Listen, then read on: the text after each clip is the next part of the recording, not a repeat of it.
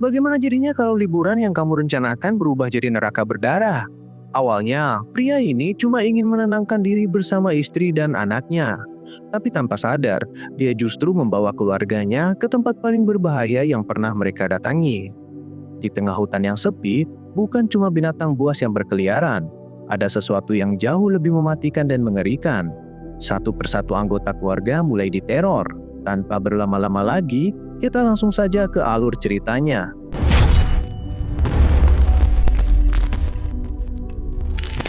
Cerita dibuka dengan memperlihatkan seorang bocah yang bernama Blake. Blake ini dibesarkan oleh sang ayah yang bernama Grady yang sangat disiplin terhadap anaknya. Setiap hari Blake harus bangun pagi, sarapan, dan tepat jam 7, mereka selalu berangkat untuk pergi berburu. Setiap kali mereka melintasi beberapa area di hutan, Grady selalu mengajarkan Blake bagaimana caranya untuk mengidentifikasi jamur mana yang bisa dimakan dan mana jamur yang berbahaya. Namun karena Blake ini memang masih anak kecil, jadi perhatiannya itu seringkali teralihkan dengan berbagai macam hal yang dianggapnya lebih menarik. Nggak lama kemudian mereka lalu melihat seekor rusa. Mengetahui hal itu, Grady lalu bersiap untuk memburunya. Tapi ketika dia melakukannya, Grady menyadari kalau Blake telah menghilang. Ternyata si Blake ini mencoba untuk mendapatkan pandangan yang lebih baik dengan bergerak ke arah yang berbeda. Namun pada saat dia mencoba membidik rusa itu, tiba-tiba dia melihat sesosok makhluk aneh di kejauhan. You know you need to stay near me. Right fucking next to me, boy. Setelah selesai memarahi si Blake, keduanya lalu mulai mendengar suara aneh yang muncul dari balik pepohonan. Karena nggak mau mengambil resiko, mereka kemudian memutuskan untuk berlindung di sebuah pondok yang ada di sekitar. Sambil mengarahkan senjatanya, Grady bersiap menghadapi sosok makhluk yang sekarang perlahan-lahan mulai menaiki kabin.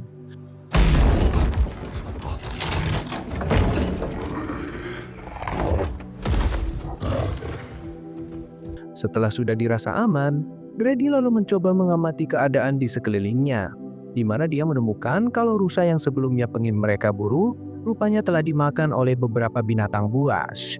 Grady mengatakan kepada Blake bahwa makhluk yang mereka hadapi adalah beruang liar yang menghuni hutan ini.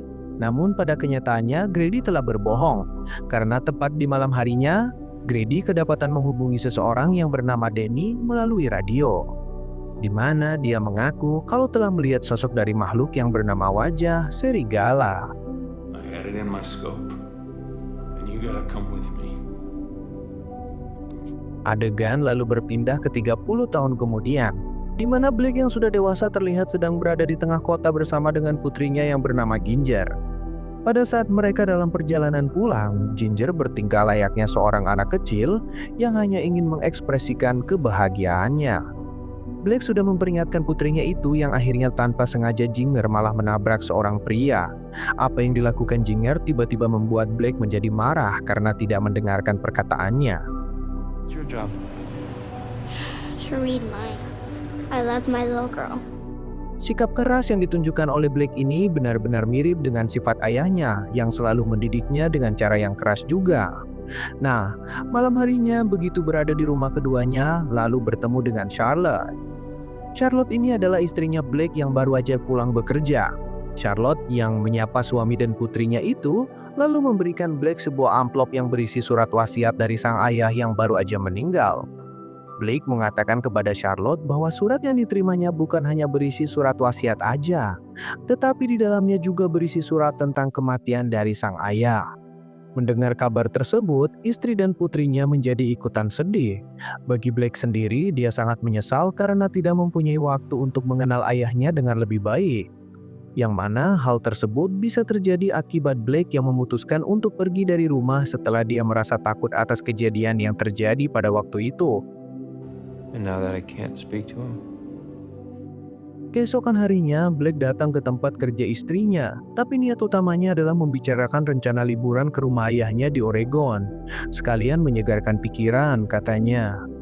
Awalnya, Charlotte agak keberatan, soalnya pekerjaan sedang padat. Tapi setelah dipikir-pikir, mungkin ini kesempatan bagus untuk memperbaiki hubungannya dengan Ginger, putri mereka yang belakangan ini malah lebih dekat ke sang ayah. Beberapa hari kemudian, Berangkatlah mereka sekeluarga naik mobil, menembus jalanan panjang menuju Oregon.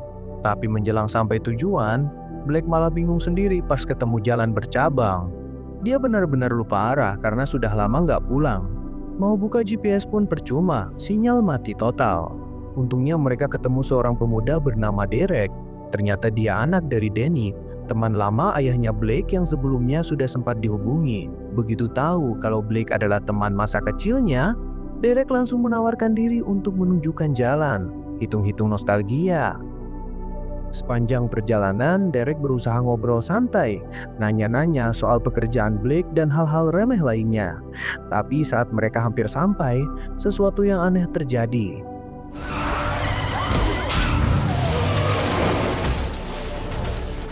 Lalu tiba-tiba kendaraan mereka tergantung di antara pepohonan, seperti diayun oleh nasib buruk. Derek buru-buru buka pintu dan jatuh keras ke tanah. Blake langsung sadar kalau mobil ini bisa jatuh kapan saja. Ia minta Charlotte dan Ginger keluar lewat jendela secepat mungkin. Begitu keduanya sudah turun, Blake mulai merasakan sesuatu bergerak di balik pepohonan. Ia cepat-cepat menutup pintu penumpang. Tapi baru saja pintu itu tertutup, seekor makhluk muncul dan menghantam kaca.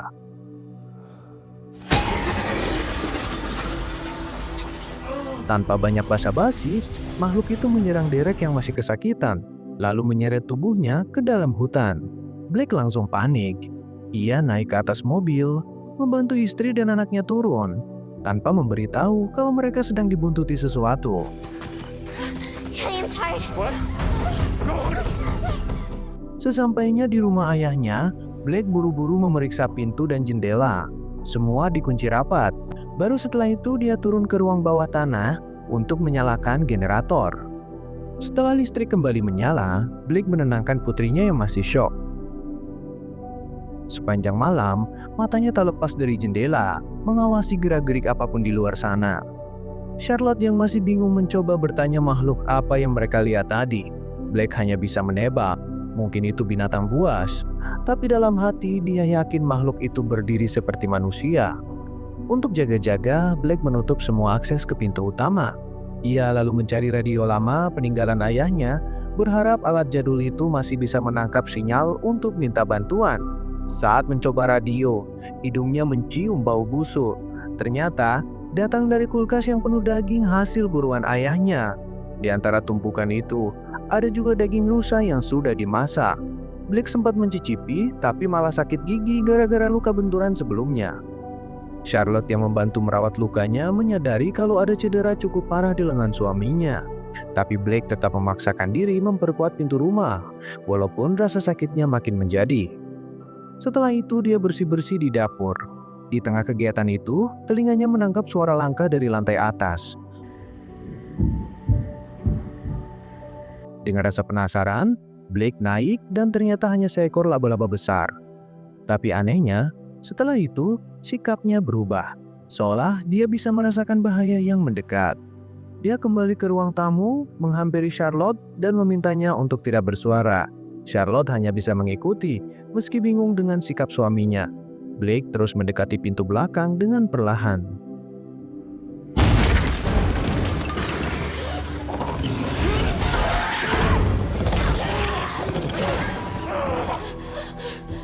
Menjelang pukul 2 pagi, Blake terbangun setelah pingsan karena luka di kakinya. Saat mencoba berjalan, dia mendengar suara aneh. Ketika didekati, suara itu terdengar seperti siaran radio yang terdistorsi. Tapi ternyata itu suara Charlotte yang sedang mencoba menghubungi siapa saja lewat radio.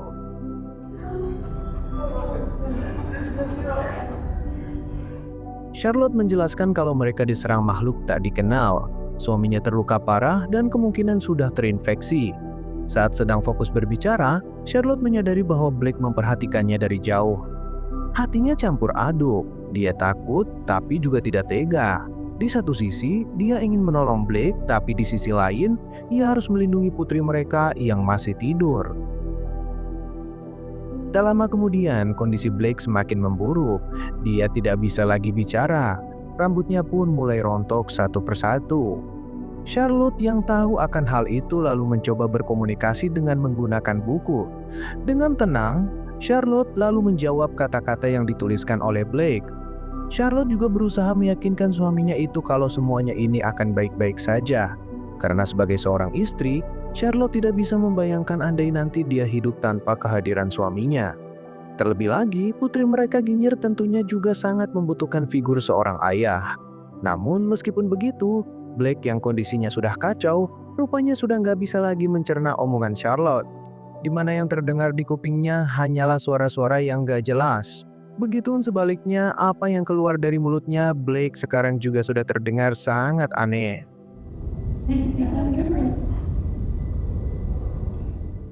Di momen ini, Charlotte tanpa sengaja melihat darah yang mengalir di lengan Blake yang terluka sebelumnya. Karena khawatir, dia pun kemudian memeriksanya. Ternyata luka tersebut sudah sangat parah. Bahkan ketika perbannya dibuka, Blake yang panik lalu bangkit dan menggaruk lengannya yang terasa sangat gatal.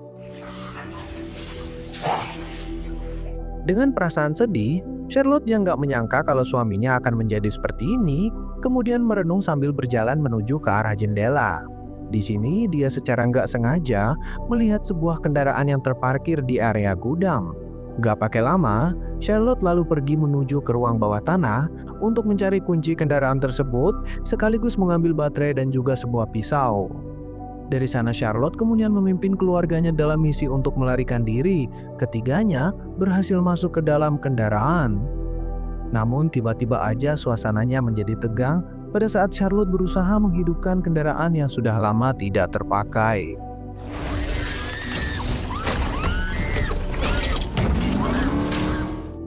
Nah, karena tuas kendaraannya rusak, ketiganya lalu dengan panik berlari menuju ke arah rumah tenda yang ada di sekitar. Dari bawah tenda, makhluk mengerikan itu terus mengintai dan beberapa kali mulai berusaha melompat dan merobek struktur tenda. Tindakan tersebut hampir membuat Ginger menjadi korban. Tapi untungnya Charlotte dan juga Blake berhasil menariknya tepat waktu. Di tengah kondisi ini, Blake memberitahu Charlotte dan putrinya supaya segera kembali ke rumah. Meski sangat berisiko, Charlotte akhirnya tak punya pilihan lain selain menyetujui rencana itu. Demi menyelamatkan mereka, Blake lebih dulu melompat dan berlari ke arah hutan untuk mengalihkan perhatian makhluk itu. Sementara itu, Charlotte dan Ginger berlari sekuat tenaga kembali menuju rumah. Begitu berhasil masuk ke dalam rumah, Charlotte mulai merasa ada yang aneh. Suasana di luar tiba-tiba sunyi, seolah semua suara lenyap begitu saja. Karena penasaran, dia mengintip dari balik jendela. Di sana, dia melihat suaminya ternyata masih hidup, tapi kondisinya sangat memprihatinkan. Melihat ayahnya masih bernyawa, Ginger tetap percaya bahwa pria itu masih manusia sepenuhnya. Ia pun mencoba mendekat untuk memastikan. Daddy, you okay? Tapi saat itu juga, Blake mendadak menjerit kesakitan sambil memuntahkan darah dalam jumlah banyak. Keadaan makin memburuk saat Blake menjadi semakin liar dan mulai mendekati Charlotte. Charlotte tak bisa bergerak, hanya bisa terpaku melihat sosok suaminya yang kini berdiri tepat di hadapannya. Dalam tatapan yang saling beradu itu, Blake akhirnya menyadari bahwa dirinya bukan lagi bagian dari keluarga ini. Dengan perasaan hancur, ia memilih menjauh agar tak membahayakan istri dan anaknya. Namun, belum sempat keluar dari rumah, sesosok makhluk menyeramkan tiba-tiba muncul dan menyerang. Pertarungan tak terelakkan. Charlotte berusaha melindungi Ginger sambil membantu Blake mengalahkan makhluk itu. Berkat kerja sama mereka, makhluk itu berhasil dikalahkan. Tapi ketika Blake melihat tato yang terukir di lengan makhluk tersebut, dia terkejut bukan main. Makhluk yang barusan mereka habisi ternyata adalah ayahnya sendiri. Menyadari dirinya juga akan berubah sepenuhnya, Blake memutuskan pergi sejauh mungkin dari rumah. Dengan tubuh penuh luka dan rasa sakit yang tak tertahankan, dia berjalan menjauh lalu ambruk. Tubuh Blake mulai mengalami perubahan yang lebih ekstrem. Kali ini, dia benar-benar kehilangan kesadarannya. Ingatannya hilang total. Sementara itu, Ginger yang masih shock mulai bertanya pada ibunya. Ia ingin tahu kenapa kakeknya bisa berubah seperti itu. Sambil menahan sakit dan sedih, Charlotte menjelaskan bahwa sang kakek dulu menghilang di hutan. Orang-orang mengira dia sudah meninggal, tapi ternyata dia masih hidup dan terkena penyakit aneh. Dan yang paling menyakitkan, sekarang penyakit itu juga menular ke ayahnya. Saat kesedihan masih menyelimuti, tiba-tiba lampu rumah padam. Charlotte langsung tahu bahwa ada sesuatu yang mendekat. Ia mengintip lewat jendela dan melihat sosok yang tak asing. Blake, suaminya, kini sudah menjadi makhluk buas. Taringnya mencuat, matanya kosong tak berjiwa. Charlotte segera menggandeng Ginger dan mundur perlahan. Ia mengambil pisau dan bersiap menghadapi kemungkinan terburuk.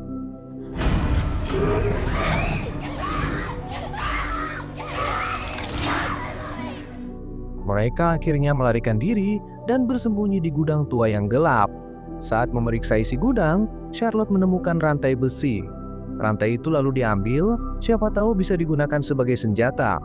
Tanpa mereka sadari, Blake ternyata sudah masuk lebih dulu lewat jalan lain. Tapi untungnya, Charlotte telah menyiapkan jebakan. Begitu makhluk itu terperangkap, Charlotte dan Ginger langsung kabur sejauh mungkin. Namun Blake tak tinggal diam. Dengan buasnya, ia menggigit kakinya sendiri yang terjebak agar bisa melepaskan diri. Setelah bebas, ia mulai merangkak, kembali memburu istri dan anaknya. Di tengah pelarian, Charlotte dan Ginger sampai di tempat kecelakaan yang dulu mereka alami. Di sana, mereka menemukan potongan tubuh yang diduga milik Derek, korban lain dari makhluk itu. Sadar tempat itu tidak aman, Charlotte kembali mengajak putrinya pergi. Mereka menuju sebuah pondok, bukan pondok sembarangan, karena di sanalah dulu Blake kecil pernah bersembunyi bersama ayahnya. Tapi bedanya sekarang malah Blake yang menjadi makhluk mengerikan itu. Di momen ini, makhluk tersebut tiba di pintu pondok. Namun anehnya makhluk itu tidak langsung menyerang, melainkan dia terus menatap ke arah Charlotte dan juga Ginger yang sepertinya mengisyaratkan kalau Blake ini meminta untuk segera mengakhiri penderitaannya. Setelah selamat, keduanya lalu turun ke bawah dan meratapi detik-detik kematian dari sosok yang sangat mereka cintai. Ginger juga bahkan tidak bisa berbuat apa-apa selain merelakan sang ayah yang selama ini selalu ada di sampingnya. Dan film pun berakhir, guys. Jadi intinya, kalau tiba-tiba pasanganmu pulang ke rumah dengan mata merah, badan luka-luka, dan taring nongol, jangan langsung marah atau minta cerai. Siapa tahu dia cuma lagi kambuh jadi GGS. Kalau kamu suka dengan video ini, jangan lupa like dan subscribe. Terima kasih sudah menonton dan sampai jumpa di video berikutnya.